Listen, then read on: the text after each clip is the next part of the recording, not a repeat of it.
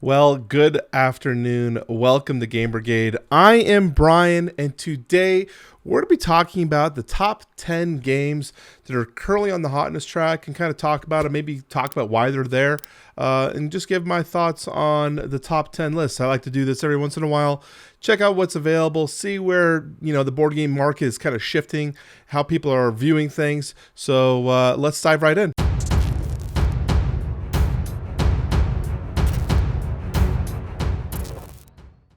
Okay, so before we get to the video, I do want to announce another giveaway. This is one that I am not officially running, but a group that I am part of, that I'm like not associated with, but I'm a part of this group is.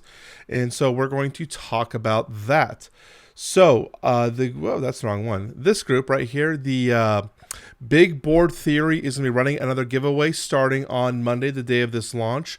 And they're going to be giving away a copy of Hegemony. So if you are interested in this, I will have all the details in the description down below to join for that giveaway. I think it's going to be running about 20 days. But this is a great opportunity for you to win a free game. So make sure you check out those links, join the Facebook group.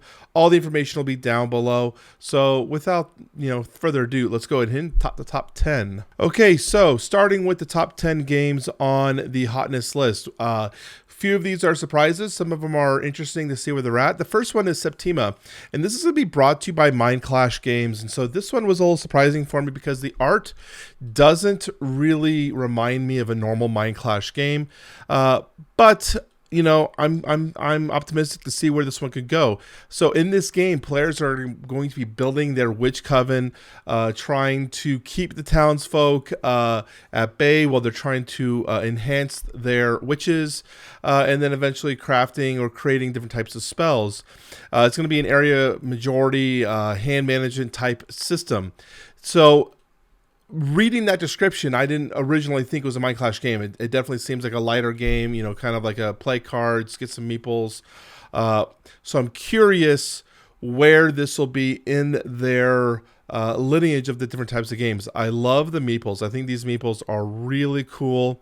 I think the art is interesting. I definitely can get behind it. It's not something I'm going to turn my face to. And they do claim that this game is going to be the most accessible game among their library. So that's helpful because these guys, Mind Clash sometimes makes games that are like difficult to be difficult, if that makes sense. Like sometimes it's just really difficult. They Mind Clash you. So I'm curious to see where this is going to go. This will be coming to a crowdfunding site, most likely Kickstarter. I'm not sure, though, where they're going to be ending up.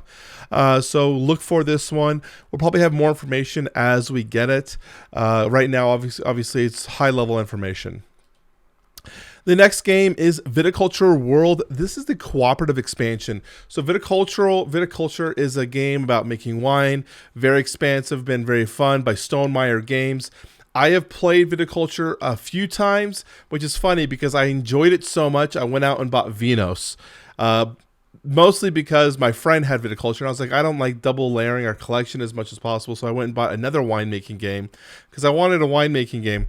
And now I'm like, man, I should have bought Viticulture because it was fairly easy to enter, and a really well-made game. So Viticultural World is a cooperative expansion, so it's going to require the base game to play. And in this one, players are going to be working together, akin to games like Spirit Island, where they're going to try to all cooperatively be successful. So if you are looking for a cooperative experience instead of a competitive experience, which is normally Viticulture's Viticulture's game motive is competitive. If you're looking for a more cooperative experience, this might be the game for you. So, and I think it's great that they're taking their game and offering another way to play it.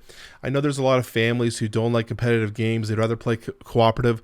So it's a great way to take a game that could be loved by many and adding that extra element to it.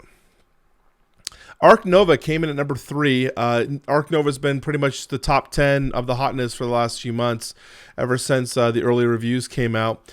And I still haven't played it, so I'm not quite sure. I can't give you my opinion, but what I can tell you is every video, every review I've read or watched talks about how good it is, but also talks about how big it is and how long it takes, like 3 to 5 hours. So there's definitely a hurdle here for a lot of players. I'm curious what the overall place of this game will settle. Again, so many people say, oh, this is the new Terraforming Mars. But then I see other people say, oh, you know, but Terraforming Mars at least has a little bit of take that to keep the game from playing super nice. You know, it's not aggressively bad in Terraforming Mars. But it, you know, it works. Like, you know, I'm going to strike a meteor on your thing. It's going to hurt, but it's also going to raise the temperature, which helps everyone potentially. You know, it's interesting the way that game works. So Ark Nova coming in at number 3 right now in the Hotness. It's hard to find this game. We're going to wait for another printing. In fact, I'm seeing a lot of scalpers selling this between like $90 and $100. I'm staying away from that. I'll pick it up at retail for $55 when it comes up, if it's something I'm still looking for. Tiny Epic Vikings from the Tiny Epic series, another entry will be coming, and this one's gonna be dealing with card drafting. So Tiny Epic has had a whole bunch of different systems within their realm. We've had RPGs, we've had rondel systems. Card drafting has been kind of not as prevalent that I can remember, at least off the top of my head. And so this one's going to be dealing with card drafting. You're going to be playing over 3 eras as you try to build the best Viking crew. I'm assuming you're going to be drafting different types of Vikings and playing different Vikings for each era is how I'm imagining it. Again, not a lot of information, no reviews, no videos. So we just got to go off of what little bit we have here. Most likely to be coming to crowdfunding and most likely Kickstarter. So if you are interested in a game that's in a box like this big, and gives you a whole bunch of potential play, the Tiny Epic series is for you. The biggest problem I have with people is they feel like if the company just made the game normal size and added in a little bit more, the games would kind of be better. But because they try to keep them condensed and try to keep them tiny for space savings, sometimes they're lacking in some areas. I can't give you my opinion on that. I have Tiny Epic games. I still haven't played my Tiny Epic games. So what can you do?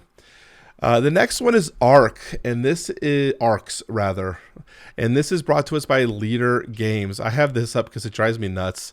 I have all these 10s and 1s, and you have this guy who's like, I love Cole's games, but I'm ranking a 1 to neutralize the 10s. I mean, you're part of the problem. These guys are part of the problem. I wish they would just delete these. It just drives me nuts. But anyways, Arks. This game is, again, another game where we don't have a lot of information, and Cole specifically said on this one, context before something else, like before we learn the mechanics. He wants to explain the lore and the world and everything behind the game before we start talking about mechanics.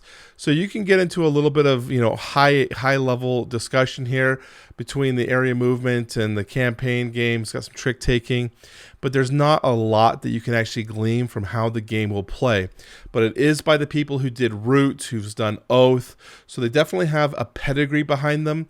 So we're going to have to see how this game will flesh out as we come along. Most likely, I believe this will come to Kickstarter. Again, not a lot of information regarding that in the information down here. So I'm hoping to see some more because anything that's come out from Cole has been fairly like noticeable, like something you want to at least keep on your radar and then figure out from there where it's going to go. So that is Arks. Merchants of the Dark Road. This is one of the first games other than Ark Nova that's like actually readily available.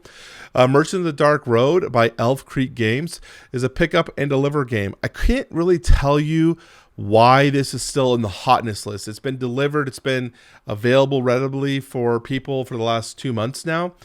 So why is it keep finding its way to the top 10? I'm not quite sure, especially because the reviews for Merchants of the Dark Road are really all over the place. It's hard to get an actual barometer of what this game is like. A lot of people say that it's so beautiful. The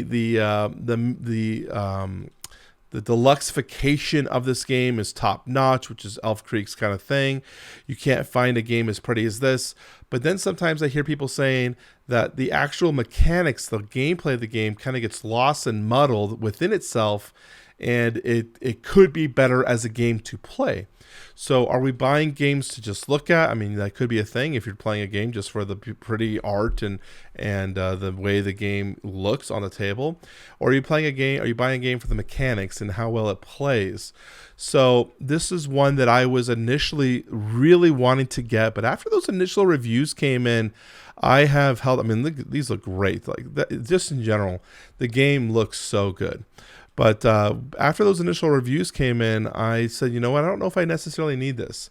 But it is curious to see that it's moving up, and it's moving up quite a bit. It's up 2 cents yesterday. So definitely a lot of hype is building up around this game. A lot of people are still talking about it. So that means there's something there. So if you are interested in picking this game up, it might be worth doing. It's a pickup and delivery game. So you're going to be basically picking up an item and delivering it to some sort of location. As almost the title describes, you're a merchant. The next game, also by Elf Creek Games. This will be coming to crowdfunding. This is the Paradox Initiative. Now, this one is probably the one that I'm least excited for. You could probably find some good videos on this one. I know we got some down here. The Before You Play had a video, and it's not as exciting for me in terms of the overall concept. Now, you have some drafting, you have things like that, but the Bejeweled gameplay mechanics. In fact, not to try to get copyrighted here, but we're just going to zoom in here. You have that board. Actually, that's exactly what I was looking for. You have this board, and these are you're gonna be playing Bejeweled, moving things around and whatnot. Not really what I'm looking for in a high value game. Most likely we're going to see this around the $100 mark, maybe even more with expansions. So it's just not the type of gameplay mechanics that I'm personally looking for. But a lot of people are talking it, but it is down a little bit on the list in terms of the hotness. It is moving its way down, which is interesting for a game that has just recently been announced and coming to Kickstarter. Like it's on the cusp of being on Kickstarter. So seeing it coming down the list, down 1 since yesterday, is interesting. Next is Dune Imperium, another game that's been readily available for a while, still finding itself on the hotness list. In fact, this is the first time that I've seen in a while where Lost Ruins of Arnak is not on the hotness list, but Dune Imperium is. So I know those two games have been living in this local life where they're connected for some reason, even though they're not really that similar. They've got similar mechanics, but not fully. But people really, because maybe they came out in 2020, maybe because they came out at the same time, people combine them. But Dune Imperium is a worker placement card drafting game. I love this game. Now, I have only played it with the Rise of X expansion, and so most likely why this is remaining at the top of the list is discussions about the expansion, people talking about the game in general. That's most likely why. But I do agree with Shelfside's review where it does add randomness. So depending on your overall liking of a game in terms of how well you want your games to be rounded and competitive, this might not be the best for you, but I love it. I really do enjoy the drafting, the card play, the worker placement, the way the limited action spots and the way you have to play your cards to get to certain areas. Really, really cool game. In fact, whenever we're not playing a campaign game, this is one I'm always trying to get played in our player group. So very highly rated by me. Anastyr, I believe is pronounced. I can't really say it very well. This is by Mythic Games. We talked about this last week. This will be coming to Kickstarter very soon. Basically another mini brawl 'em, beat 'em up game that we've always seen. The big difference to this one, I don't think we have any reference pictures to actually show us anything. I don't think I'm seeing anything. The big difference with this one, the key thing that they're trying to show us is that it's going to be akin to a 1995, 2000 beat 'em up side scroller we used to play in the arcades when we were little kids. So akin to Teenage Mutant Ninja Turtles or the X-Men game or even the Simpsons game, where you're going to be moving and you're basically punching and hitting stuff. And then the map is going to keep developing out to the side like a side scroller. I like the idea of that, but I'm not totally sold on it. And again, do I need to spend another $100 to $300 because it's Mythic Games? They're going to be pushing that 320 list. So I'm going to keep my eye on it, watch the campaign closely, really dive into it and see what are the action mechanics, what are the what's everything looking like, and then we can make a final decision. But this is reaching the top 10 because it's Mythic Games. Mythic Games usually drives a hot list, and people want to know more about it. And then ending out number 10 is Cascadia. Cascadia at number 10 is another retail game. Been out not too long, 2021. Basically a game where you can be drafting different types of tiles to be added to your habitats. And then you got to place these little animal chips in a corresponding tile that you have. And then you'll be scoring points from there. It's a very pretty game. I think the reason why this has reached the top 10 hotness is it has finally broken the top 100. So you can see right here it's 84. In fact, when I originally was looking at this, it had just broken the top 100. It was like 199, 98, right around there. But now it is way up here at 84. So definitely skyrocketing up the list. A lot of people are loving Cascadia. Never played it. You have to let me know if you guys actually think it's worth picking up. I would like to know. So that wraps up the top 10 games that are currently in the hotness list. Interested to see, we got a lot of Kickstarter crowdfunding games, which is kind of normal. Glad to see that Ark Nova, we had Merchants of the Dark Road, and we have Dune, Imperium, and Cascadia. So 4 total games right now are all readily available at retail, and maybe 5 if you count Viticulture, but it's not released yet. But at least they don't do crowdfunding, so that game will be available at retail. So 5 of 10, not too bad, coming to standard retail. So that's great. The other games, obviously, we're going to have to learn more about as the campaign develops, as we learn more about the game, see the rule book, see some plays, see some previews and whatnot. So that's about it. Hopefully you guys enjoyed this video. Remember about the giveaway. I would love for one of my subscribers to win, because that would be super cool to have one of you guys win the game. Let me know if you guys actually do up winning, because again, I'm not controlling the giveaway. So I'd like to know who wins. Other than that, thank you for watching the show. Make sure to click the thumbs up, subscribe, all that, and I will talk to you all very soon.